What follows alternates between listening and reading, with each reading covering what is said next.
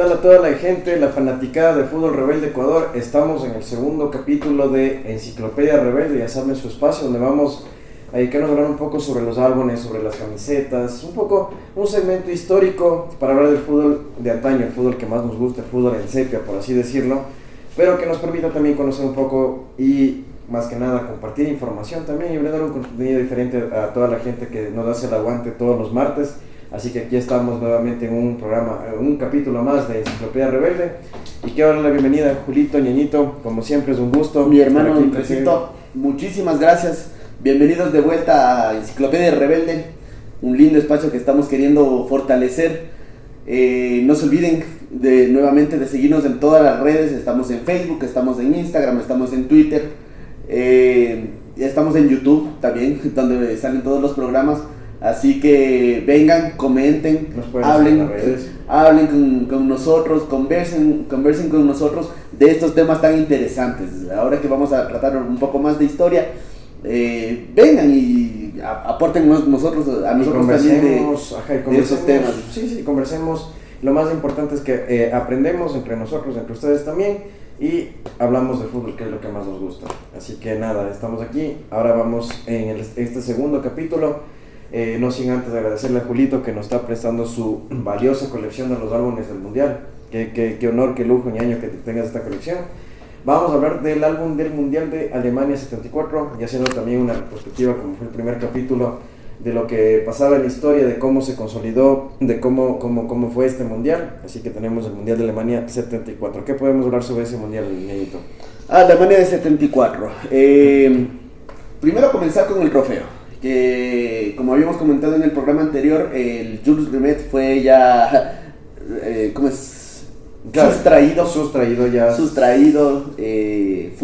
fundido en Brasil, justamente. Entonces, exactamente, entonces a partir de este mundial es que se entrega la Copa del Mundo de la FIFA, ya se denominó el trofeo que conocemos ahora, que de hecho creo que está por acá también. Exactamente, es diseño de Silvio Gazzaniga, que se entrega desde este mundial. Un trofeo de oro macizo de 24 quilates, si no estoy mal, que es el que se entrega ahora. Está planificado que este trofeo se entregue hasta 2038, porque se completaría ya todo en la base del trofeo, el trofeo actual, los nombres de todos los campeones, y solo hay espacio hasta el mundial del 2038. Entonces tenemos todavía un tiempo. No es mucho, pero ya 26, 30, 34, 38. Cuatro campeones más y se cierra eso. Y bueno, veamos qué decisión toma la FIFA, si hace un nuevo trofeo como tal, ahora que están cambiando todo, incluso la modalidad, como ya lo hemos visto, ¿no? Es un mundial con 16 participantes nuevamente. 16 participantes, como manejaba la FIFA en aquel entonces. Algo que hay que destacar, justamente hablando de las participaciones de este álbum y que queremos mostrarle, como decíamos, es un álbum de antaño también. Bueno, el diseño es un poco más, digamos así, un poco más moderno a comparación del álbum de México 70, que lo analizamos un poco más sobrio, un poco más qué sé yo, más elegante, ¿no? Más alemán, muy alemán. Justamente, bueno, aquí está la retrospectiva de la Copa Jules Rimet, como era en aquel entonces, cómo fue el trofeo. Don Jules Rimet, presidente de la FIFA, justamente. Bueno, un recuento de lo que fue los mundiales previos, que igual esto lo tiene como en el álbum del mundial anterior, un recuento de quienes fueron campeones, pero fíjense que ya no tiene, por ejemplo, las imágenes de las figuras como la tenía en el anterior. Claro, y la figura de Stanley Rous, que era el presidente de la FIFA, el inglés. Bueno, los estadios como tal, se jugaron en Alemania Occidental, hay que ser claros en esto. Porque había, pues, después de la Segunda Guerra Mundial, las dos Alemanias, ¿no? La Alemania del Este y la Alemania Occidental. Que coincidieron en este mundial. Que de hecho coincidieron en este mundial, lo cual, y coincidieron en el grupo, ¿no? Se enfrentaron, entonces eso es como un dato histórico que hay que contar. La final fue en el Olímpico de Múnich, en 74. Claro, a ver, había bastante discusión acerca de la delegación de Alemania como sede del mundial. porque todavía habían bastantes restricciones, había bastantes molestias respecto a lo que había sido la Segunda Guerra Mundial. Entonces, Joao Havelange ya estaba empezando a asumir como presidente de la FIFA, e inclusive tiene su propio cromo dentro de la página de Brasil. Una particularidad que, por ejemplo, no existe en los otros equipos, muchos de los otros equipos, no se diga ahora en los álbumes. Imagínate Francisco Egas imposible.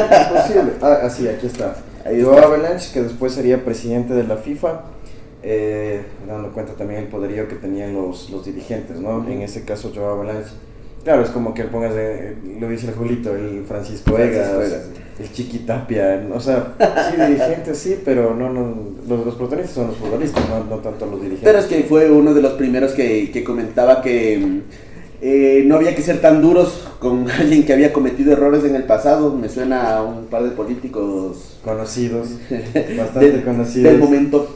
Y eso es lo más importante de las 16 participaciones. El álbum se da el trabajo de poner a los equipos famosos incluidos, porque fue un mundial bastante bueno, el mundial de Alemania 74, uno también recordado. Los grandes ausentes, dicen en la parte superior. Pero tenemos a Bélgica, tenemos a la URSS, a Inglaterra, a Checoslovaquia, que tienen grandes animadores. Tenemos también a España, Francia, Suiza, Hungría, que no fueron al mundial. Imagínate ver un mundial sin Francia, sin España. Imagínate. Por parte de Sudamérica fueron en esta ocasión Brasil, Argentina, Uruguay y Chile. Ahora, ¿qué pasó qué pasaba en el contexto ecuatoriano en aquel entonces? Bueno, hablamos de la Alemania Occidental, Alemania del Este, había esa división un poco. En los 70 Ecuador estaba entrando ya a una dictadura nacionalista con Guillermo Rodríguez Lara. Ya estábamos en ese camino, empezaba el boom petrolero y digamos un poco el crecimiento también de la clase media, digamos así, el crecimiento de las ciudades, empezaron a haber construcciones porque pues había recursos, había dinero circulante por el tema del boom petrolero, y eso también permitió un poco, digamos, el desarrollo como tal. A nivel futbolístico, la selección pues lamentablemente no clasificó. Hasta el 2002 vamos a tener un recuento de que la selección no clasificó, pero más o menos para que conozcan. En el 74 las eliminatorias fueron en 3 grupos, no se jugaba todos contra todos como ahora, y se jugaron 9 selecciones porque Brasil clasificó como campeón renente. Es la regla que se mantuvo hasta el mundial de 2002. En 98 fue el último mundial. Correcto. Justamente, entonces Brasil clasificó directamente como campeón vigente y se dividieron en 3 grupos. A Ecuador le tocó con Colombia, con Uruguay y nosotros. Últimos en el grupo. El técnico en aquel entonces era Ernesto Trompudo Guerra, técnico joven en aquel entonces, pero muy ya haciendo ese camino. Lamentablemente no se dio, pues como decíamos, había disputas en la Federación Ecuatoriana de Fútbol entre la costa, la sierra, entonces había mucho regionalismo. Y el nivel futbolístico, hablamos que la base de la selección era el Nacional vitricampeón, ¿no? Así es. Que empezó en aquel entonces. Equipo plagado de jugadores nacionales, pero sin embargo no se dieron los resultados futbolísticos. Eso en cuanto al contexto. Y a nivel internacional, el contexto que se vivía, como decíamos, la división entre las dos Alemanias, un poco también el posguerra de Vietnam, el repensarse también si es que cabía o seguía el tema de la Guerra Fría, pero estábamos en plenos 70s. Y comenzamos, como estabas comentando, Quito también comenzaba a ampliarse de cierta manera. Empezábamos con la construcción de los túneles, la vía oriental, una ampliación arquitectónica importante que respondía a los temas del boom petrolero. Crecimiento, justo. Exactamente, y políticamente sí, bueno, ahí estábamos ya en dictadura militar, como lo habíamos comentado, pero bueno, o sea, era un momento que ya iría cambiando posteriormente. Ahora bien, como estábamos comentando de las Alemanias, habían varias varias selecciones debutantes en el mundial, como la Alemania federal. La Alemania democrática. La democrática, Alemania, exactamente. Del Este. Debutó Zaire, debutó Haití, pero la gran figura de todo del mundial del 74, aparte del campeón, fue el nacimiento de la Naranja Mecánica. La Naranja Mecánica, aquel equipo de Holanda, aquella selección holandesa, que digamos nunca fue campeona del mundo, pero que tenía grandes jugadores como Johan Cruyff, como Neskens, como... Claro, aquí tenemos... Aparte de las otras figuras, ¿no? Como Fabio Capello, que estaba jugando en Italia. Claro, pero aquí tenemos, por ejemplo, el equipo era Neskens, Johan Cruyff, Hessenbrick, que también era la figura. Empezaba, y aquí está también, como decíamos, un detalle un poco romántico del mundial de aquel entonces, ¿no? Como una alusión, una tipografía, un neerlandés con los zancos, con los profesionales. Eran otros tiempos, pero fue la selección, digamos, que le peleó palmo a palmo a Alemania hasta el final. Hasta la final. Hasta la final, ajá. En la final, bueno, Alemania Federal fue campeona. Digamos, la figura ahí, Franz Beckenbauer, que posteriormente sería campeón como entrenador. Y conocemos, ¿no? O sea, fue también parte del equipo organizador de Alemania 2006. Y una leyenda del fútbol mundial, un defensor central histórico, como digo, que comparte con Zagallo y con Didier Deschamps de Francia, ese detalle de haber sido campeón como jugador y como entrenador de los mundiales. Solo esos tres técnicos a nivel histórico comparten ese privilegio. En ese mundial el goleador y botadora fue Gregor Zlato, el polaco. La selección de Polonia, que de hecho fue animadora también de este torneo, se quedó en semifinales. Perdió el tercer puesto con Brasil. Brasil quedó tercero de este mundial, entonces Polonia era de las potencias en aquel entonces.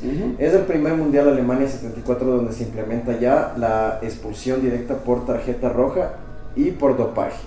En ese sentido, el primer jugador en ser expulsado con la tarjeta roja, teniendo también que se trataba de una modernización.